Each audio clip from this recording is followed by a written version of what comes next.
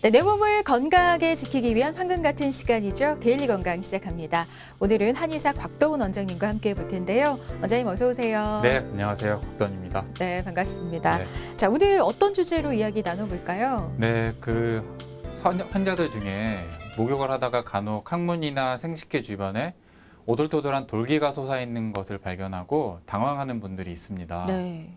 한두 개로 시작된 작은 병변이 점차 주변으로 번지기 시작했다면 이때부터는 곤지름이 아닌가 의심을 해보셔야 하는데요. 오늘은 생식기 사마귀인 곤지름에 대해서 알아보도록 하겠습니다. 네, 오늘의 주제는 바로 곤지름입니다. 네, 일반인들에게는 좀 생소한 병명이 아닐까 싶거든요. 네. 우선 어떤 질환인지 정의부터 좀 내려주세요. 곤지름이란 처명 콘딜로마라고 불리기도 하는 질환인데요. 네. 성기나 항문에 발생하는 사마귀 질환을 통칭하는 말입니다. 모양이나 크기 아니면 그 퍼지는 정도는 사람마다 매우 다양합니다. 네. 근데 이게 생식기 사마귀라고도 불리기 때문에 네. 성병의 한 종류가 아닌가라고 생각하시는 분들도 많거든요. 네네. 근데 맞나요, 선생님? 네, 그렇습니다. 곤지름은 사실 성병의 한 분류로도 볼 수 있습니다. 네. 성관계로 인해서 전염이 될 수 있기 때문인데요. 그리고 전염력도 상당히 높은 편입니다. 그런데 곤지름을 단순히 성병으로만 볼 것은 아닌 것이 이 곤지름은 성병이기 이전에 사마귀의 한 종류이기 때문입니다. 그러니 단순히 성병이라 여겨 부끄럽게 생각하지 말고 네. 사마귀 질환을 치료해야겠다는 생각을 가지고 접근해야 됩니다. 네. 치료에 대한 얘기는 뒤에 이어서 하도록 하겠습니다. 네. 그래도 이제 성접촉으로 생기는 경우가 가장 많다는 거죠? 네, 맞습니다. 성접촉으로 인해서 생기는 질환이고 전염력이 매우 강하다고 아까 말씀드렸죠. 네네. 특히나 단 한 번의 접촉만으로 50%의 감염 확률이 있다고 하는 주장도 있습니다. 네네. 근데 이 곤지름이 성관계가 바로 생기냐? 그것은 아니고 대개 수개월 정도의 잠복기를 가지고 뒤늦게 생기는 경우가 많이 있습니다. 네. 그리고 처음에는 작게 시작했다가 점차로 퍼지게 되는 경우가 많고 드물게는 자궁경부암 같은 암질환과 연관이 있는 경우도 있기 때문에 네. 반드시 진찰을 받고 치료를 받으셔야 합니다. 네.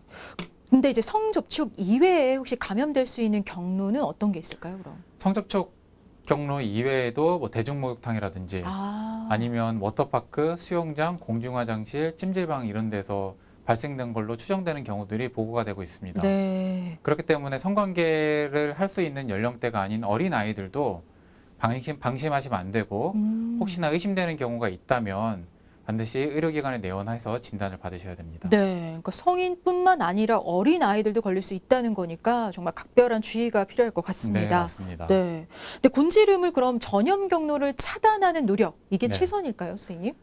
전염 경로를 차단하는 게 사실은 중요하겠죠. 네. 근데 그 전염 경로 차단이라는 게 우리 맘대로 되지는 않지 않습니까? 네네, 그쵸. 그렇기 네. 때문에 우리가 스스로 할 수 있는 가장 좋은 방법은 면역력을 올리는 것입니다. 네. 근데 이 면역력이라는 거는 두 가지 종류가 있는데요. 첫 번째는 우리 몸 전체의 전신 면역이 있고 나머지 하나는 그 곤지름이 발생하는 부위의 국소 면역. 이걸 다른 이름으로는 점막 면역이라고도 하는데요. 네네. 이 두 가지를 올리는 것이 중요합니다. 이렇게 치료가 만약에 늦어질 경우, 방치될 경우, 그럼 어떤 더 큰 병으로 좀 발전할 수 있을까요? 앞에서도 잠깐 언급드리긴 했는데 제일 중요한 거는 크기가 점점 커진다는 것이겠죠. 네. 그러면 치료도 더 어려워질 것이고 남한테 전염시킬 위험도 있고 또한 말씀드린 것처럼 암이랑 연관되어 있는 경우도 있기 때문에 네. 그것이 중요한 것입니다. 네네. 자, 근데 이 곤지름 바이러스가 그 암을 유발하는 건가요, 선생님? 네, 곤지름 바이러스가 암을 유발하기도 합니다. 그렇군요. 근데 모든 곤지름 바이러스가 암과 연관이 있는 건 아니고요. 곤지름을 유발하는 바이러스 타입이 여러 가지가 있습니다. 네네. 그중에 6형이나 11형은 암과는 관련이 없습니다. 근데 곤지름 바이러스 16형이나 18형 같은 경우는 이게 곤지름을 일으키기도 하고 자궁경부암을 일으키기도 합니다. 그렇기 때문에 이게 그 자궁경부암과 관련이 있을 위험성이 있죠. 그래서 얼른 내원해서 치료를 받는 게 중요하다고 말씀드리는 것입니다. 그러니까 치료를 늦추지 않고 빨리빨리 받으시는 게 좋을 것 같습니다. 네, 그렇습니다. 근데 또 임신 중에 곤지름이 잘 생긴다라는 얘기도 있던데 네, 그런 얘기를 들으셨군요. 임산부가 좀 특히 유의해야 할 사항 같은 게 있을까요, 선생님? 네, 임신 중에 곤지름에 걸리게 되면 곤지름이 더 잘 커지는 특성이 있습니다. 네. 이거를 뭐 학자들 중에서는 임신 중에 일부러 면역력을 낮추기 때문이라고 생각하는 학자들도 있고 아니면 임신 중에 그 분비물, 이 곤지름을 키운다는 학자들도 있습니다. 근데 임신 중에 생기는 곤지름은 이게 만약에 많이 커지게 될 경우에 그 출산 산도를 막기도 하고 그리고 뭐 드물지만 아이에게 전염된다는 그런 얘기도 있기 때문에 네네. 관리를 받는 것이 당연히 중요합니다. 네. 그럼 말씀하신 대로 임산부뿐만 아니라 뱃속에 있는 태아에게도 좀 악영향을 끼칠 수 있다는 말씀이신 건가요? 출산할 때가 아니고 뱃속에 있는 태아에게 악영향을 끼친다는 보고는 현재까지는 없습니다. 네. 네. 그렇다 하더라도 나중에 추후 문제가 될 수 있는 경우도 있고 그리고 이제 출산 중에 불편할 수도 있기 때문에 치료를 받는 것이 중요합니다. 그렇군요. 네. 자, 이렇게 굉장히 여러 면으로 이제 위험성을 초래할 수 있는 게 바로 곤지름인 것 같은데요. 빨리 발견해서 치료하면 가장 좋겠죠. 그런데 이 곤지름이 빨리 발견하기가 좀 쉽지 않다고 하더라고요. 왜 그런 네. 건가요? 쉽게 생각할 수 있겠죠. 아무래도 부위가 보이다 보니까 잘 안 보이다 보니까. 잘 보는 네네. 부위가 아니니까. 네네. 그렇기 때문에 그렇고 특히 여성분들은 그런 신체 구조 때문에 발견하기가 더욱 힘듭니다. 네. 그래서 일단 발견했다고 하면 어느 정도 진행이 되어 있는 경우가 많고 그래서 평상시에 조금 이상한 느낌이 든다고 하면 본인이 잘 관찰을 하고 또 진찰을 받아보는 것이 중요합니다. 그렇군요. 자, 그럼 계속해서 곤지름의 진단법에 대해서도 알아보겠습니다. 병원에 가면 그런 곤지름 진단은 어떻게 내리게 될까요? 우선은 곤지름은 육안으로 쉽게 진단이 되는 질환 중에 하나입니다. 그래서 네. 육안 관찰이 제일 중요하고요.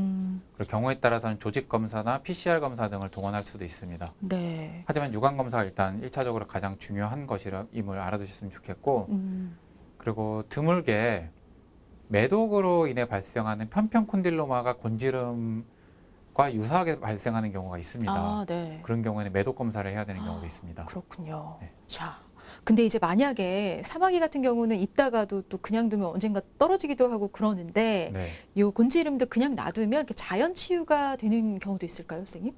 곤지름도 자연 치유가 되는 경우도 있긴 합니다. 근데 이 자연 치유라는 게 막 저절로 빨리 없어지는 그런 경우보다는 대부분 한 2년에서 3년 정도 몸에서 머물다가 자연 치유되는 경우가 많습니다. 네. 근데 그러니까 자연 치유가 된다고 해서 음. 이것을 방치하는 것은 좋지 않은 이유가 여러 가지가 있는데 첫 번째로는 언제 치료될지를 모릅니다. 네. 이게 뭐 2년이 걸릴지 3년이 걸릴지 언제 치료될지를 그 바이러스가 모르고. 계속 있는 상태인 거고요. 그렇죠. 네.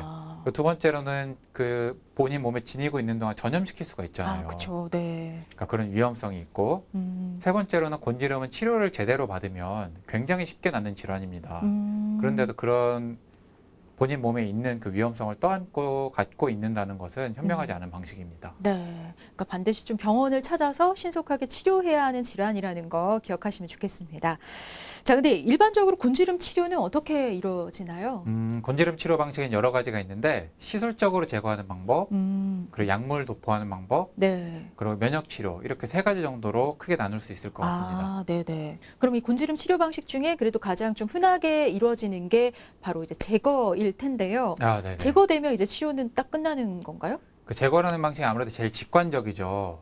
존재하는 것을 떼어버린다는 건 네. 제일 직관적이라서 뭐 어떻게 보면 제일 확실하다고 생각할 수도 있는데 이 곤지름의 문제가 잘 재발한다는 것입니다. 제발. 네, 그래서 제거요법을 사용하게 되면은 그 제거한 뿌리 밑에 있는 곤지름이 잘 제거가 되지 않는 경우들도 있고 그리고 완전히 제거됐다 하더라도 면역 체계가 형성이 안 됐으면 다시 또 재발하는 경우가 있습니다.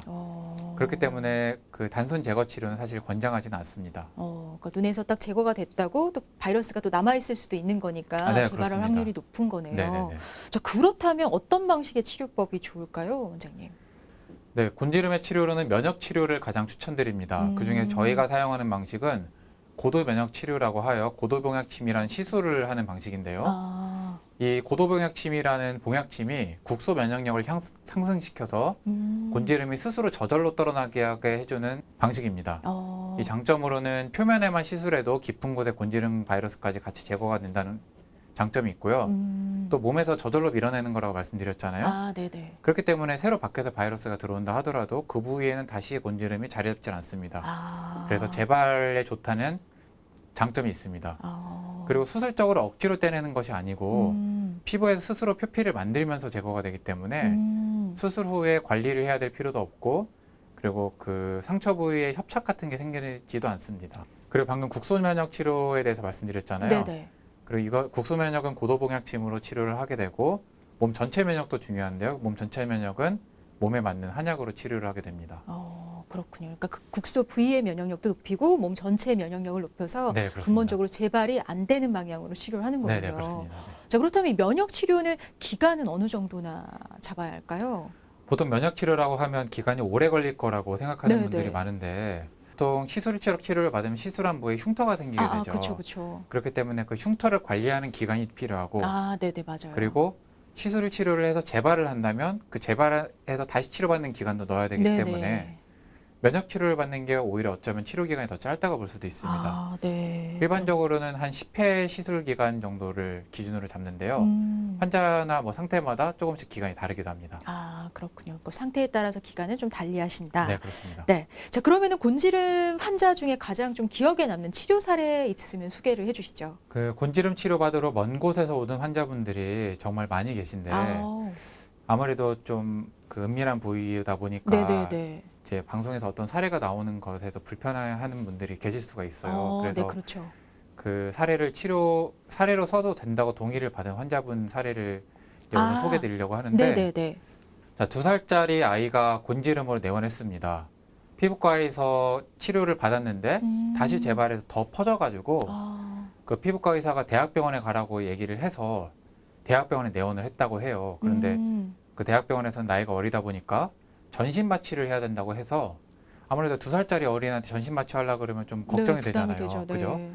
그래서 저희 한의원에 내원한 케이스입니다. 네. 저희 한의원에서 한약이랑 고도봉약침을 써서 치료해야 된다고 말씀을 드렸는데 어린아이에게 봉약침을 사용해야 된다고 하니까 좀 힘들지 않을까 걱정을 좀 하셨어요. 네네. 근데 시술 1회마다 이제 급격하게 좋아지는 걸 이제 눈으로 직접 보시고서는 네. 적극적으로 내원해서 치료를 열심히 받았던 케이스이고 현재는 완전히 치료가 되어 있는 상태입니다. 그래서 이렇게 완전히 없어졌네요. 이 과정을 네, 통해서. 점점 줄어들게 되죠. 네. 네. 그 2살짜리도 이런 식으로 치료를 할 수 있는 거고. 그리고 보시다시피 이런 면역 치료는 흉터가 남지 않는다는 장점이 있습니다. 흉터가 그렇군요. 보시면은 흉터 없이 저절로 깨끗한 피부로 그러네요. 치료가 되는 것이 보이시죠? 그럼 이렇게 해서 치료 기간은 어느 정도를 잡아야 할까요? 지금 아이 같은 경우는 거의 한 달 만에 완전히 치료가 됐잖아요. 네. 네, 이렇게 짧게 걸리는 경우들도 있고 너무 오래됐거나 면역력이 많이 떨어져 있는 분들은 더 길게 걸리는 경우도 있습니다. 네. 그리고 이렇게 다 치료된 경우라 하더라도 한 6개월 정도는 추적 관찰하면서 다시 재발하지 않는지를 보는 것도 중요하다 할 수 있습니다. 네. 오늘 곽도원 원장님과 함께 곤지름의 원인과 그 치료법에 대해서 자세하게 알아보고 있는데요. 자, 지금부터는 인터넷에 넘쳐나는 이 곤지름에 대한 잘못된 정보와 오해로 치료 시기를 놓쳐서 병을 키우는 일을 막기 위해서 팩트체크, 오해와 진실, 여러 가지 잘못된 정보들을 잡아보는 시간 가져보겠습니다. 제가 질문을 드릴 텐데요. 그 질문을 O 또는 X로 답변을 주시면 됩니다. 네, 알겠습니다. 첫 번째 질문 화면으로 볼까요? 네. 항생제를 먹으면 나을 수 있다. 나을 수 있을 것도 같은데. 네. 원장님 뭘까요? X일까요? 네, 정답은 X입니다. X인가요? 네. 곤지름은 바이러스성 질환입니다. 네. 항생제는 세균성 질환을 치료하는 약이죠. 네네네. 그렇기 때문에 바이러스로 인해 생기는 곤지름은 항생제로는 치료되지 않습니다. 그러니까 세균성 질환이 아니라 바이러스성 질환이기 때문에 항생제로 치료되진 않는다. 기억해 네, 주시고요. 그렇습니다. 네. 자, 그럼 두 번째 질문도 보겠습니다. 곤지름은 감기와 같은 흔한 질환이다.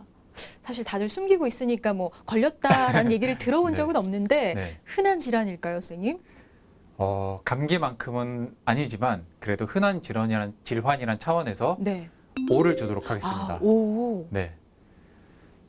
말씀하신 것처럼 다들 얘기를 안 하고 있어가지고 좀 드무른 것처럼 네네네. 생각이 드는데 곤지름으로 내원하는 환자분들이 생각보다 상당히 많습니다. 알고 네. 계신 분들도 많이 계시고 그렇기 때문에 너무 이거를 나만 걸린 부끄러운 질환이라 생각하지 마시고 그냥 감기 때문에 치료받으러 오듯이 가벼운 마음으로 치료받으러 오시면 좋을 것 같습니다. 네. 자, 그럼 계속해서 곤지름 예방할 수 있으면 더욱 좋겠죠. 예방법 있으면 좀 알려주세요, 원장님. 제일 좋은 예방법은 자기 몸의 평소 건강을 좋게 하는 것입니다. 네. 아까 면역력이라고 말씀드렸죠. 네. 그 좋게 하는 방법 중에 첫 번째는 바로 규칙적인 생활 습관입니다. 그리고 뭐 자야 될 때 자고 먹어야 될 때 먹고 네. 안 먹어야 될 때 안 먹고 그리고 스트레스나 과로, 과식 이런 것들을 피하는 게 당연히 좋고요. 그리고 곤지름 질환은 특이한 게 습한 주거 환경이랑 관련된 경우도 많습니다. 그 네. 주거 환경이 습한 경우에는 뭐 주거지를 옮긴다든지 아니면은 뭐 제습하는 방법을 사용하신다든지 해서 바꿀 수 있는 부분에서 바꾸는 것을 추천드립니다. 네, 네. 그래서 이제 주변 환경까지 잘 고려하셔서 예방할 수 있으면 가장 좋겠고요. 자, 이제 마무리할 시간이 다 됐는데 마지막으로 곤지름 갖고 계신 환자분들에게 당부하실 말씀 있으면 전해주시죠. 네, 그 곤지름 질환은 고도 면역 치료 등의 방식이 정립되기 전에는 매우 무서운 질환으로 여겨졌습니다. 아, 네네. 왜냐하면 치료를 받아도 자꾸 재발한다는 그런 공포감 때문에 그러는데요. 네네. 사실 이 곤지름은 제대로 된 치료 방식으로 치료를 받으면 굉장히 쉽게 잘 치료되는 질환입니다. 네. 그렇기 때문에 질환이 있다고 해서 너무 무섭게 생각하지 마시고 반드시 빠른 시일 내로 전문으로 치료하는 의료기관에 내원해서 치료를 받는 것을 추천드립니다. 네. 자, 열 포졸이 한 도둑을 막지 못한다라는 말이 있죠. 아무리 위생 관리를 철저히 하고 청결을 유지하려고 해도 바이러스를 100% 막을 수 없는 게 현실입니다. 자, 중요한 건 침입해온 바이러스에 대항하는 강한 면역력을 키우는 게 아닐까 싶네요. 자, 쉽게 풀어가는 건강 이야기 데일리 건강 오늘 여기까지고요. 곽도원 원장님과 함께했습니다. 원장님 고맙습니다. 네, 감사합니다.